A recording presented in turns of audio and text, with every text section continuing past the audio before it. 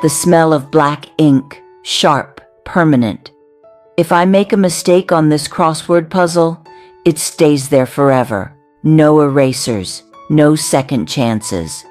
That is how life works. I am 109 years old. Listen to that grandfather clock in the corner. Tick, tick.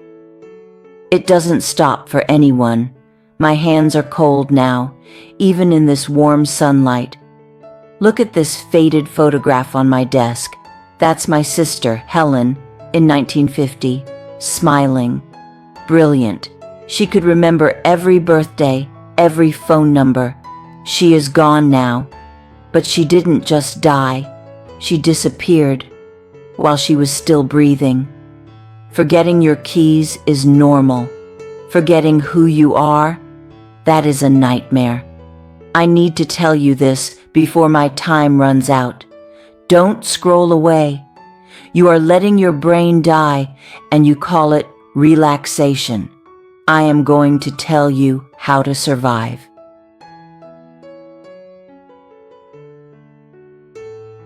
Look at her face in this picture. 60 years old. It was 1982. Helen had just retired after 40 years of nursing. There was a big cake, loud applause, smiles. You've earned a rest, everyone told her. Take it easy now. So she did. She bought into the great modern lie. The idea that the ultimate goal of a successful life is to do absolutely nothing. She worshipped this new god. The easy life. No more alarm clocks. No more reading complex medical charts. No more debating with stubborn doctors. She traded a life of friction for a life of pure, uninterrupted comfort. Just her, a quiet living room, and the television humming all day. I would come to visit her after school, my hands stained white with chalk dust, my head aching from the noise of 30 rowdy algebra students. I was exhausted. I would look at Helen, sinking into her soft, plush recliner, watching soap operas, and I would feel jealous. It looked like paradise, but paradise is a trap. We think the brain is like a machine. We think if we turn it off, we save the battery, we preserve the asset. We are so terrified of stress that we run toward mental silence. But your brain is not a machine. It is a muscle, and the brain is ruthlessly efficient. Tick, tick. I need to dip my pen in the ink again. The tip is going dry, just like a mind left unused. Helen stopped feeding her brain. She stopped reading things that were hard to understand. She stopped having difficult conversations. She avoided anything that made her think. Day by day, month by month, she sat in the safety of that armchair. She thought she was enjoying her reward, but the math is simple. Without input, there is no output. If you stop using the connections in your mind, your brain assumes you don't need them anymore. So it deletes them. She earned her rest, and it destroyed her. The dust in this room, it just floats in the sunlight, doing nothing. 10 years after Helen retired, she became like the dust. At first it was quiet, invisible, a misplaced set of keys, a forgotten recipe she had cooked for 30 years. We laughed it off. We called them senior moments, but the brain doesn't just rest, it rots. Like an abandoned house, one room at a time, the lights were being turned off. Then came 1992. I will never forget that afternoon. We were sitting at her kitchen table. Her tea had gone completely cold. She was just staring at the wall. The silence in that room was heavy, suffocating.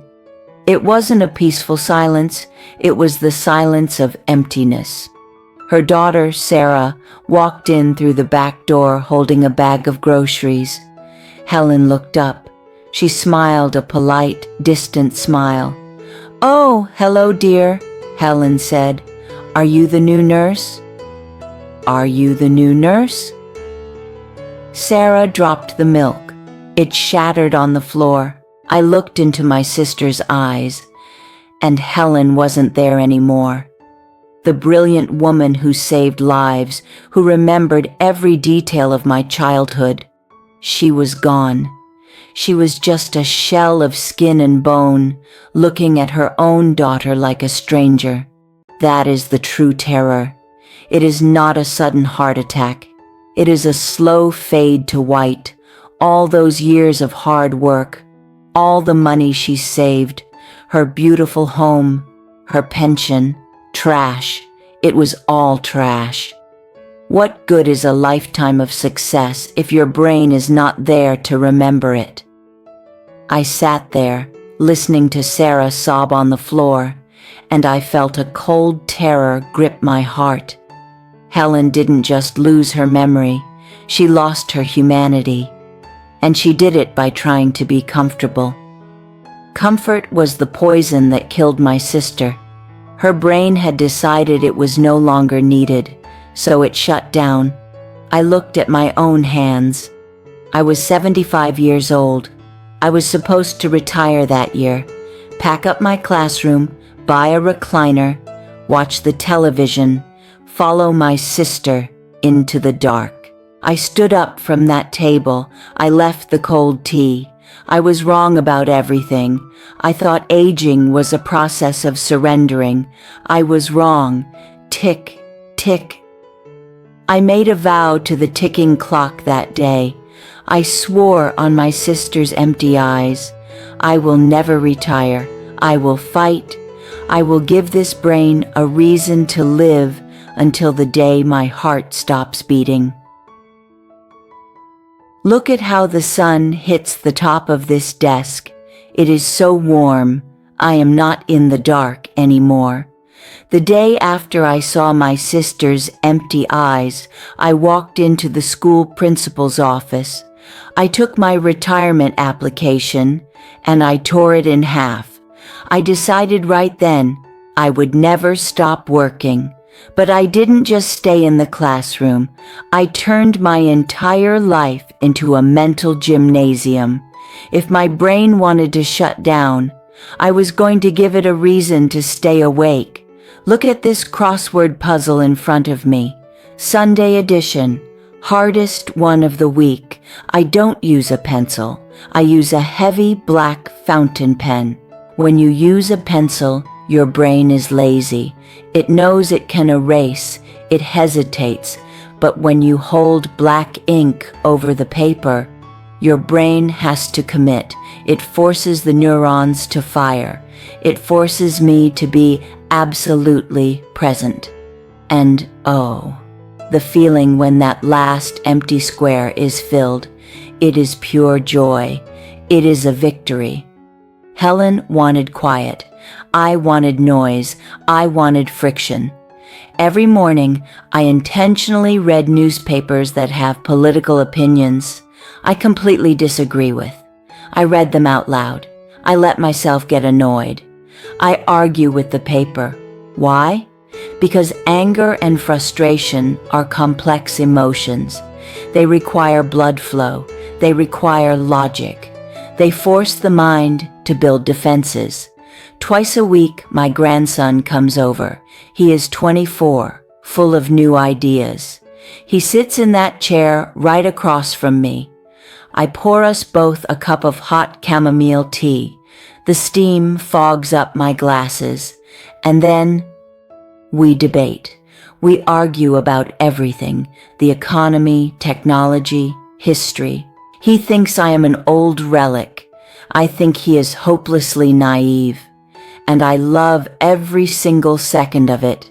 I don't care about being right anymore. I used to be a strict teacher. I used to care about correctness. But now, at the edge of my life, I know the truth. Being right is the enemy of love. I don't argue with him to win. I argue with him to connect, to feel his energy, to feel my own mind matching his speed. It is a dance. It is beautiful. But the real secret, the thing that truly saved me, is the tutoring. I put a sign up in the neighborhood, free algebra lessons. Every Tuesday, a 12-year-old boy named Leo sits at my kitchen table. He hates math. He used to cry when he looked at fractions. I sit next to him.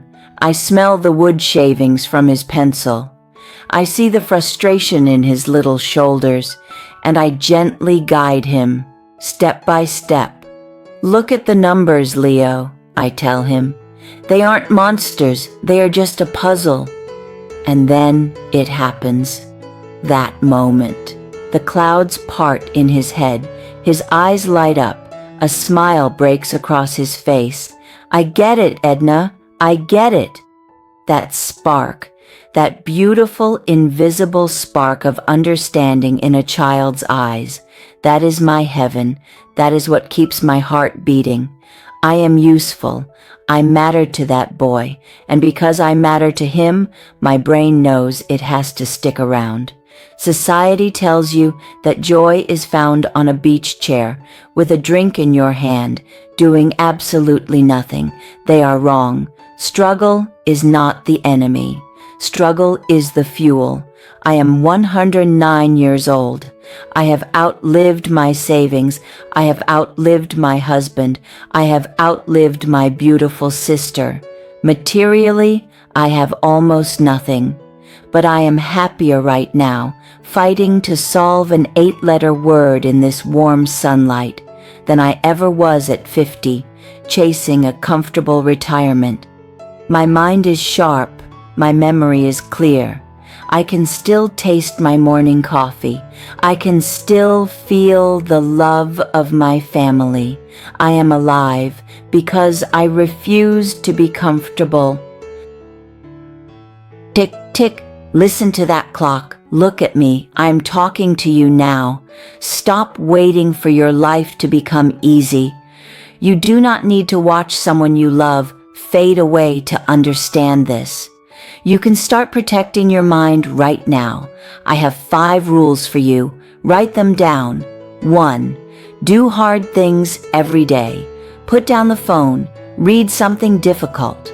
2. Do not isolate. Talk to people. Argue. Laugh. Loneliness is poison to the brain. 3. Move your body. Your brain needs oxygen to survive. Walk in the sun. 4. Sleep 8 hours. It washes the garbage out of your head. And 5, the most important of all, find a purpose. If you wake up and feel useless, your brain will agree with you, and it will begin to shut down. Use it or lose it. I cannot bring my sister back. My mistakes are written in permanent ink, but I can help you save your own mind. Share this with someone you love who is waiting to retire. Wake them up before it's too late. Now, I know you are tired. I know the noise of your life is deafening, and right now, all you want to do is collapse. You look at your calendar, counting down the years, the months, the days until you can finally stop trying, stop thinking, and just disappear into the quiet. But the world has lied to you. It told you that the ultimate reward for a hard life is a soft armchair and a silent mind. I am sitting at the actual finish line, and I am begging you to hear me. Comfort is a coffin for your brain. If you stop pushing, your mind does not rest. It suffocates. The friction you hate right now, the stress, the complex problems, the difficult people, that is the oxygen keeping your mind alive. You think you are protecting your peace, but you are actually digging a grave for your memories. Do not wait until you forget your own children's names to start fighting. Put down this screen, today, right now. Go find something heavy for your mind to lift. Open a book about a subject you know absolutely nothing about. Sit down with a blank piece of paper and write down your memories in black ink, forcing your brain to retrieve every detail. Call someone you haven't spoken to in years and ask them a hard question. Force your brain to sweat. Choose the struggle, because the clock doesn't stop ticking just because you decide to close your eyes.